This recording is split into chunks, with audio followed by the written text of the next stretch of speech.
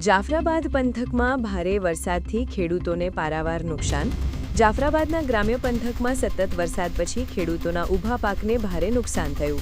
જાફરાબાદ પંથકના હેમાડ, લોર, એભલવડ, સાકરિયા સહિતના ગામોમાં ભારે વરસાદથી ખેડૂતો મુશ્કેલીમાં મુકાયા.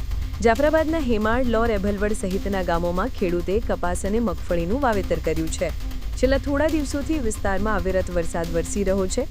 હવે આ વિસ્તારના ખેડૂતોના ખેતરમાં ઉભેલા પાકોમાં ભારે નુકસાન થયું છે. સતત વરસાદ પડવાથી ખેતરોમાં રહેલા મગફળીના પાકની મુદત પૂરી થતાં પાક ઉગવા લાગ્યો છે. સતત વરસાદના કારણે કપાસનો પાક ખરી પડ્યો છે. મારું નામ છે સુરેશભાઈ હરજીભાઈ અપાણી, ગામ હેમા, તાલુકો જાફરાબાદ, જિલ્લો અમરેલી.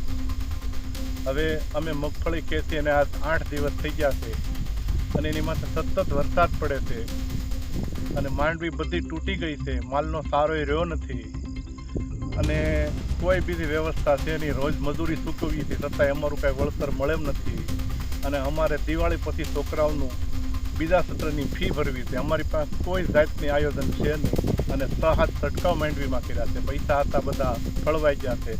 પણ અમારી એટલી અપીલ છે સરકારશ્રીને અમે એક કંઈ થોડીક મદદ કરે અને કાં ફી યોજનાનું કંઈક સરકારશ્રી કરે એવી અમારી વેદના છે. ખેડૂત થઈ એટલે અમારે બીજો કોઈ આધાર નથી. ખેતી આવી છે, અમારી બીજી કાંઈ સાઈડની આવક નથી અને આમાં અમારું ગુજરા ન કવીથી છતાંય કુદરત એમને મારે પછી સરકારશ્રી અમારી હેઠળ આવે, અમારી સરકારશ્રી અમને થોડીક મદદ કરે એવી અમે અભિલાષા વ્યક્ત કરી હતી. મારું નામ વિપુલભાઈ પુનાભાઈ પરમાર, ગામ હેમા, તાલુકો જાફરાબાદ, જિલ્લો અમરેલી.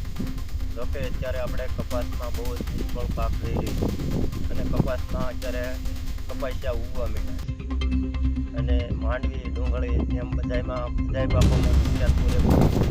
આપણે સરકારશ્રીને એટલું આપણે કહેવા માંગીએ છીએ કે જોકે ખેડૂતની હું દશા છે, પાક બધો નિષ્ફળ થયો. માંડવી બધી અત્યારે ઉગવા માંડી, કપાસે એમ ઉગવા માંડી, ડુંગળી નિષ્ફળનો પાક રહી રહ્યો.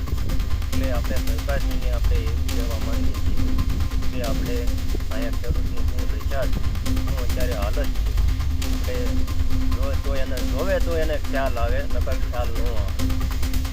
એ આપણે સરકારશ્રીને આપણે એવું કહેવા માંગીએ છીએ કે અત્યારે ખેડૂતને કાંઈ નહીં તો સામાન્ય રીતે એને સહાય દે, આપણે એવું કહેવા માંગીએ છીએ.